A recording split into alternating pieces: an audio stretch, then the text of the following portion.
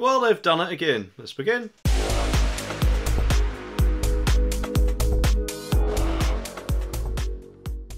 The article says that NHS bosses have advertised more than £1 million worth of diversity and sustainability jobs this year. 19 so-called non-jobs are on offer as the health service has been crippled by a month of strikes, and pay ranges from around £20,000 to, get this, £88,364 per year for the Equality and Diversity Lead of the Health Education England. Ministers last year pledged, though, to crack down on the roles and put more money to patient priorities, but John O'Connell, the chief executive of the Taxpayers Alliance, which carried out the analysis, said the huge sum suggests that the NHS's New Year's resolution has been abandoned. And he told The Sun, taxpayers are sick to the back teeth of NHS non-jobs. Time for health chiefs to focus funds on the front line. Well, to be honest, I certainly agree with him, and I just couldn't believe it when I read this article. I mean, they've got the nerve to call them non-jobs. They might just well call them jobs that have nothing to do with patient care or, saving lives. But to make us feel good about ourselves, jobs. And this, of course, let's not forget, this is all happening when the nurses and ambulance drivers and whoever else are basically holding the country to ransom by striking for their fair pay.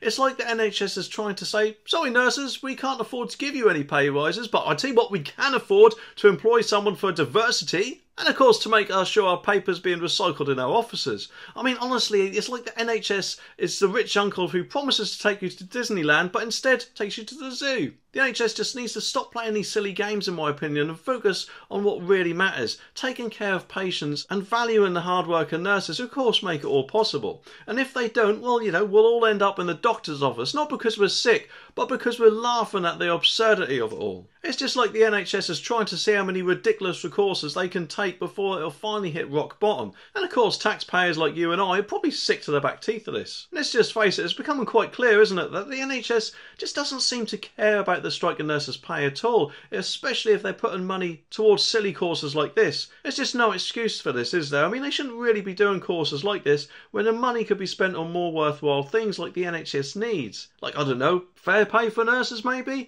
Unless, of course, let's not forget, ministers last year pledged to cut back on these types of roles and put money towards patient priorities in the first place. Number 10, though, announced plans to reduce diversity officers last June, when the Health Secretary, Sajid Javid, said there was just too many roles focused solely on diversity and inclusion. And more than 800 diversity officers were employed by the health service last year. The new jobs have been listed since January the 5th, one day before the first nurses' strike.